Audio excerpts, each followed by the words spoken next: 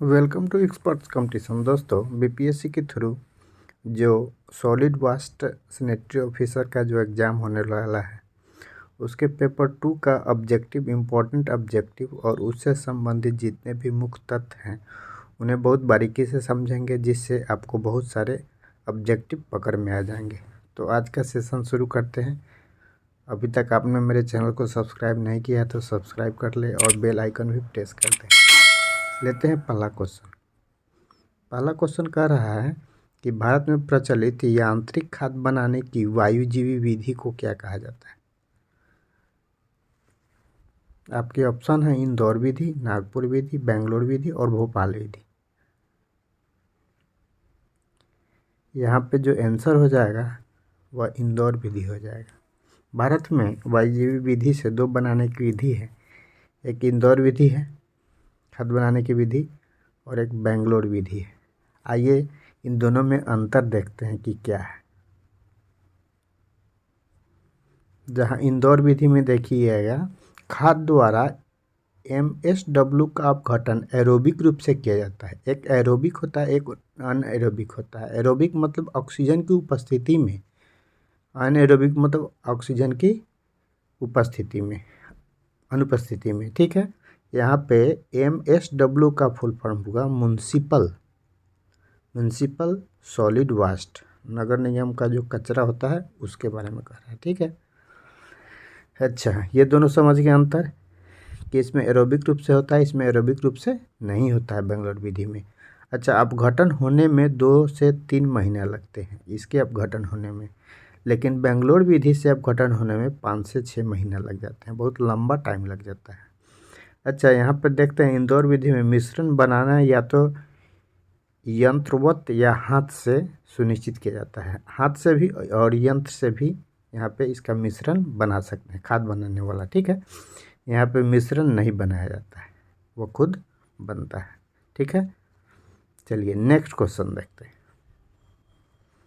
दूसरा क्वेश्चन कह रहा है कि रोगजनक जीवाणु का पूर्ण नाश सुनिश्चित करने के लिए कूड़े के निपटान का सबसे अच्छा तरीका कौन सा है। कह रहा है कूड़े का निपटान करना है, इसका सबसे अच्छा तरीका कौन है। आपके ऑप्शन है भूमि निपटान, दाह, पीसना, यांत्रिक खाद। So try to give your answer. यहाँ पे देखिए, यहाँ पे दाह उसको पूर्ण रूप से जला दीजिए। जो कचरा है उसको पूरी तरह से उसका दाह कर दीजिए, दाह संस्कार कर दीजिए एकदम। तो यहाँ पे उसको जलाना, दाह आंसर सही होगा। चलिए इसका एक्सप्लेनेशन देखते हैं। देखिए, यहाँ पे अपशिष्ट भराव क्षेत्र या गाड़ना भी एक प्रक्रिया है उस कचरे को निपटान करने का। उसमें पहला प्रक्रिया है भराव क्षेत्र, अर्थात गड्ढा खोदकर जितने भी कचरे हैं उसको रख दें और उसके ऊपर से मिट्टी ढक देना। उसमें जैविक अजैविक दोनों भी कचरे आते हैं भराव क्षेत्र में। ठीक है, यहाँ पे आप पढ़ सकते हैं, बारीकी से लिखा हुआ है। गाड़ कर कचरे से सब प्रदूषण रोकता है और गंध और कीटों को कम करने में यह मदद भी करता है। जब उसे हम मिट्टी के अंदर गड्ढे खोदकर उसको अंदर रख के ऊपर से मिट्टी रख देते हैं। ठीक है, तो ये भी अच्छा तरीका है। चलिए नेक्स्ट तरीका देखिए। अगला है दाह तरीका, जिसका आंसर ये है दाह। इसको पूर्ण रूप से जला देने के लिए बात कही गई थी। ठोस कचरे में मिट्टी के तब तक जलाया जाता है, भट्टी में जब तक जलाया जाता है कि तब तक यह कचरा पूर्ण रूप से राख न हो जाए, और इसका टेम्परेचर मूल कचरे का जो मात्रा होती है वो 20 या 30% तक कचरे की मात्रा कम कर देता है। ठीक है, उपयुक्त तापमान और संचालन स्थिति आवश्यक होती है इसके लिए। अच्छा, इसके ठोस अपशिष्ट प्रबंधन की यह विधि व्यक्तियों, नगरों पालिकों और यहाँ तक कि संस्थाओं द्वारा भी की जाती है। अर्थात दाह की जो प्रक्रिया है वह एक बहुत ही आवश्यक हो जाता है क्योंकि यहाँ पे कचरे की जो स्मेलिंग है, उसका जो अवशेष है वह ना के बराबर यहाँ पे बचता है।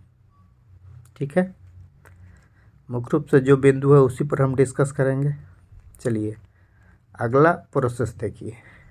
कुछ कचरे बहुत हार्ड होते हैं, उनको हम छोटे छोटे टुकड़ों में कर देते हैं, इसे पीसना कहते हैं। एक भारी ठोस को कुचल कुचल कर या पीसने की क्रिया उसे हल्के ठोस में परिवर्तन करने को संदर्भित करता है। तो पीसना भी एक कचरे को खत्म करने की एक प्रक्रिया है, उसको छोटे छोटे में तब्दील करके। अगला है खाद। हम बहुत सारे कचरे को एक जगह रख देते हैं। प्राकृतिक रूप से यह कवक या जितने भी जीवाणु हैं, सूक्ष्म जीव हैं, कार्बनिक पदार्थ जैसे सरल पदार्थों में विभाजित कर देते हैं और यह खाद के रूप में काम करता है। ठीक है, खाद बनाने की प्रक्रिया की प्रभावशीलता खाद्य प्रणाली के अंदर मौजूद पर्यावरणीय स्थिति अर्थात ऑक्सीजन, तापमान, नमी, सामग्री का विक्षोभ, कार्बनिक पदार्थों, सूक्ष्मजीव आबादी के आकार और गतिविधियों पर यह निर्भर करती है। तो इस तरह से आप 3 चीज़ जाने, 3 विधियाँ, एक दाह विधि, एक अपशिष्ट उसको भरकर मिट्टी के अंदर गाड़ कर, भराव क्षेत्र उसको कहते हैं या गाड़ना, दूसरा है उसका जलाना दाह करके, तीसरा है उसका पीसना और चौथा है खाद बनाकर उसको छोड़ दीजिएगा एक जगह एकत्रित करके। तो वह जीव जंतुओं द्वारा या कवक उसका अपशिष्ट हो जाता है और यह नष्ट हो जाता है और नष्ट होकर एक तब्दील हो जाता है खाद के रूप में, जो भूमि की उर्वरा शक्ति के लिए बहुत ही कारगर खाद साबित होता है। चलिए नेक्स्ट क्वेश्चन देखते हैं। यहाँ पे यह तीसरा नंबर क्वेश्चन होगा। क्वेश्चन कह रहा है नगरपालिका ठोस अपशिष्ट खाद में अधिकतम सी और एन का रेशियो क्या है। अर्थात अपशिष्ट नगरपालिका का जो है म्युनिसिपल सॉलिड वेस्ट की बात हो रही है यहाँ पे। तो यहाँ पे कार्बन और नाइट्रोजन का क्या प्रतिशत है। ठीक है, यहाँ पे कार्बन और नाइट्रोजन का उसमें क्या प्रतिशत रहेगा, क्या अनुपात रहेगा इसका। तो यहाँ पे आप देख पाइएगा कि सी और एन कार्बन और नाइट्रोजन का जो अपशिष्ट पदार्थ है उसमें क्या अनुपात है। तो यह 20:1 है। 20 अनुपात कितना है, 1 है। ठीक है, 20:1 है। यहाँ पे 2 राइट आंसर हो जाएगा। चलिए इसका एक्सप्लेनेशन देखते हैं। देखिए जो नगर निगम मतलब MSW खाद का CN वैल्यू जो होता है 14.5 तथा CN का अनुपात खाद सीमा और खाद की प्रवक्ता की डिग्री निर्धारित करता है। ठीक है, कि उसकी क्या मात्रा, ये परिपक्वता खाद की क्या है, वह C/N निर्धारित करता है कि खाद की क्या क्वालिटी है। ठीक है, और यह 20:1 उत्तम माना जाता है। ठीक है, ऐसे इसको विभाजित भी किया जाता है कि शहरी क्षेत्र में, ग्रामीण क्षेत्रों में आदर्श तैयार खाद को अगर देखें तो 15:1 और 25:1 के बीच कार्बन और नाइट्रोजन का अनुपात होना चाहिए। इतना के रेंज में यह आदर्श खाद के रूप में इसको जाना जाएगा। चलिए आगे देखते हैं। अगला क्वेश्चन कह रहा है कि CPCB के अनुसार बड़े शहरों में प्रति व्यक्ति प्रतिदिन कितना ठोस कचरा उत्पन्न होता है। देखिए 3 क्षेत्र होते हैं, एक रूरल एरिया, एक सेमी अर्बन और एक अर्बन एरिया। ग्रामीण क्षेत्र, अर्ध शहरी और पूर्ण शहरी क्षेत्र में अगर देखें तो इसका रेशियो देखें यहाँ पे, तो इसका आंसर हो जाएगा 0.5 kg। बड़े शहरों की बात हो रही थी। प्रति व्यक्ति कचरा जो एक दिन का निकलता है एक आदमी पर, तो 0.5 kg कचरा प्रति व्यक्ति प्रतिदिन यह कचरा निकलता है।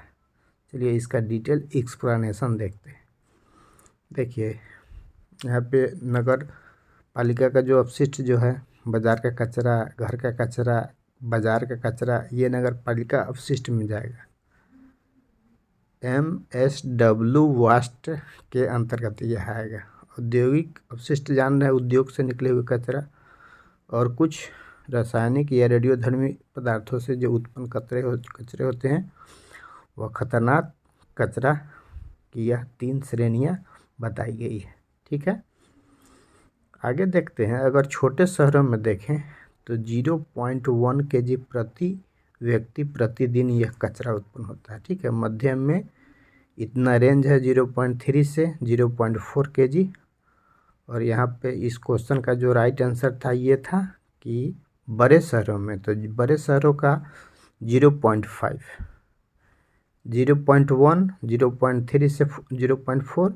और सबसे बड़े शहरों में ये हुआ रूरल एरिया, ये सेमी अर्बन और यह अर्बन एरिया में ये कचरे का प्रति व्यक्ति जो कचरा उत्पन्न होता है। अगला यहाँ पे क्वेश्चन देखिए, स्क्रीन का निपटान किसके द्वारा किया जाता है। अब देखिए स्क्रीन का हमको निपटान करना है, तो यहाँ पे आपके ऑप्शन है तलछट, उड़नन, निस्यंदन और जलाना। स्क्रीन का निपटान के लिए सबसे उत्तम तरीका है जलाना। आइए इसका हम कुछ डिटेल देखते हैं। स्क्रीन का उपयोग बड़े कणों जैसे कागज, मल, कचरा, पत्ती आदि प्रवाह को रोकने के लिए किया जाता है। ठीक है, इन्हें रेकिंग द्वारा हटा दिया जाता है और निपटान जलाकर किया जाता है, क्योंकि ये उच्च कैलोरी मान उत्पन्न कर सकते हैं। यही स्क्रीन का काम है। उड़नन एक ऐसी प्रक्रिया है जिसके द्वारा महीन कणिका को एक फ्लोक में एक साथ क्लम्प किया जाता है। फ्लोक तरल के ऊपर तैर सकता है और बाद में यह तरल के तल पर, मतलब तलछट के नीचे बैठ जाता है। मतलब यह इसका जो है मेन जो आइटम है वह पानी के नीचे बैठ जाता है और ऊपर डाइल्यूट रहता है। ठीक है, यहाँ पे स्क्रीन पर यहाँ पे जलाने की प्रक्रिया होती है। उड़नन में क्या किया जाता है, उसको घोल के रूप में तैयार किया जाता है, जिससे जो बड़े अपशिष्ट हैं वह नीचे तल में बैठ जाते हैं। ठीक है, अगला है निस्यंदन। यह एक निलंबन में कणों के द्रव को अलग करना, द्रव और जो अपशिष्ट बड़े कण हैं उनको अलग करने का, या गैस से जल को अलग करने का, जो तरल द्रव हैं उनको अलग करने का, या सुपर क्रिटिकल तरीका हो सकता है। यह उससे भी आप इसको अलग कर सकते हैं। चलिए अगला क्वेश्चन देखते हैं।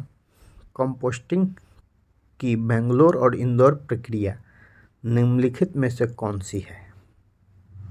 आपके ऑप्शन है दोनों अवायवीय प्रक्रिया है, दोनों वायवीय प्रक्रिया है, क्रमशः अवायवीय प्रक्रिया और प्रक्रिया है, प्रतिक्रियाएं प्रक्रिया है, और चौथा ऑप्शन है क्रमशः वायवीय प्रक्रिया और अवायवीय प्रक्रिया है। यहाँ पे आपका जो आंसर हो जाएगा वह क्रमशः अवायवीय प्रक्रिया और प्रतिक्रिया प्रक्रिया है। प्रतिक्रियाएं प्रक्रिया ये आपका आंसर हो जाएगा। बेंगलोर विधि क्या है, अवायवीय प्रक्रिया, और इंदौर विधि क्या है, प्रतिक्रियाएं प्रक्रिया है। ये बहुत ही इम्पोर्टेंट क्वेश्चन है। अब देखिए यहाँ पे आपका एक्सप्लेनेशन में आपको देखिए, बेंगलोर विधि एक अवायवीय विधि है जिसे पारंपरिक रूप से गड्ढों में तैयार किया जाता है। कंपोस्टिंग की बेंगलोर विधि में 25 सेंटीमीटर मोटी की सूखी अपशिष्ट सामग्री को एक गड्ढे में फैलाया जाता है और उस पर पानी में गोबर का एक मोटा निलंबन नमी के लिए छिड़का जाता है। बिछा देंगे नीचे और उस पर से गोबर का घोल बनाकर उस पर छिटा जाता है। ये बेंगलोर विधि कहता है। इंदौर विधि में क्या है कि यह वायवीय विधि है।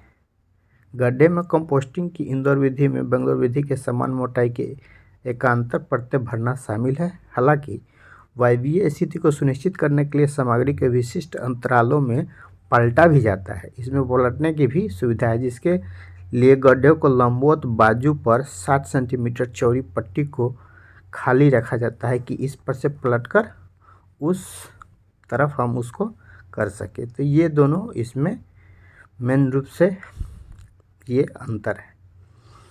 चलिए अगला क्वेश्चन देखते हैं। कीचड़ स्थूलन द्वारा डैश डैश द्वारा नियंत्रित किया जा सकता है। आपके ऑप्शन है क्लोरीनीकरण, स्कंदन, वातन, विनाइट्रीकरण। तो यहाँ पे आपका जो राइट आंसर हो जाएगा वह क्लोरीनीकरण हो जाएगा। एक आंसर यहाँ पे आपका राइट हो जाएगा। चलिए इसका डिटेल समझते हैं। कीचड़ स्थूलन क्या है, सबसे पहले इसको जानेंगे।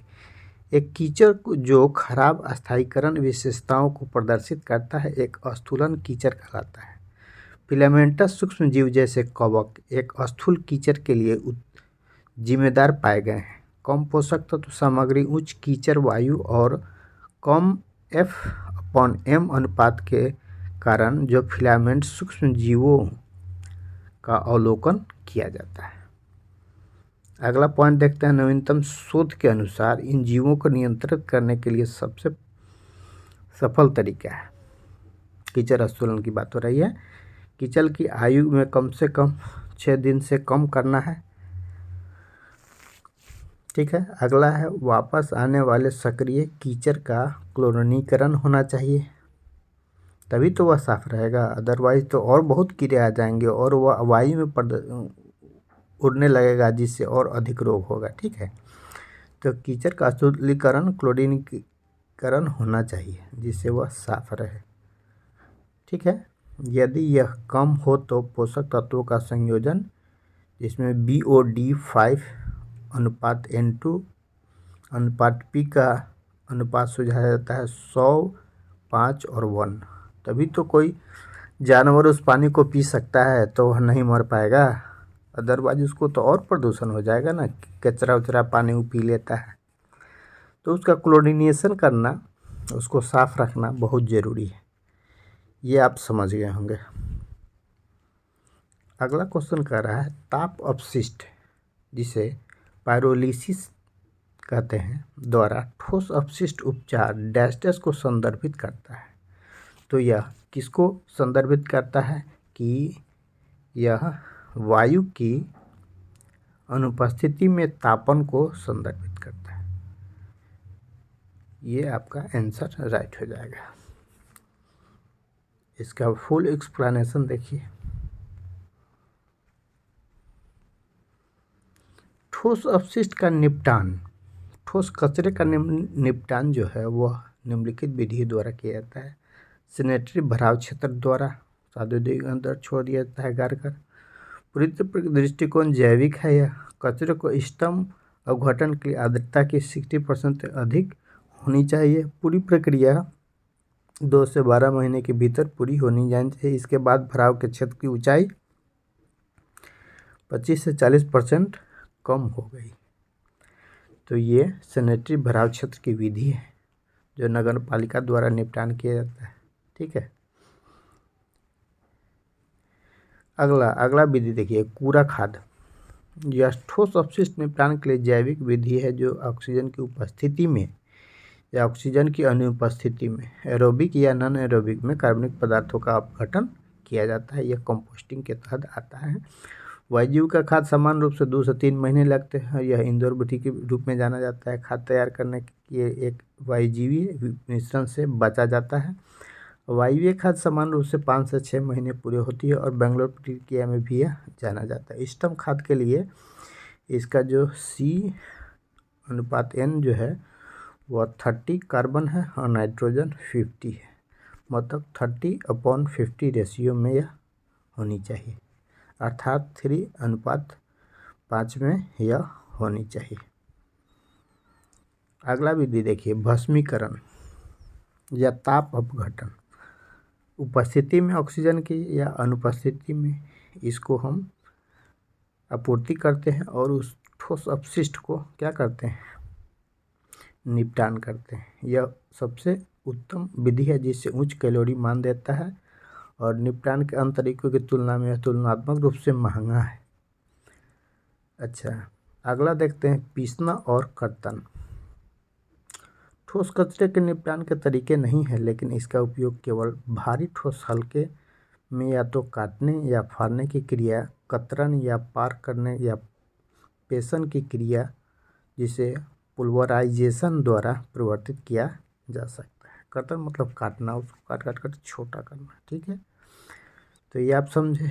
अगला प्रक्रिया देखिए ऑटोक्लेव।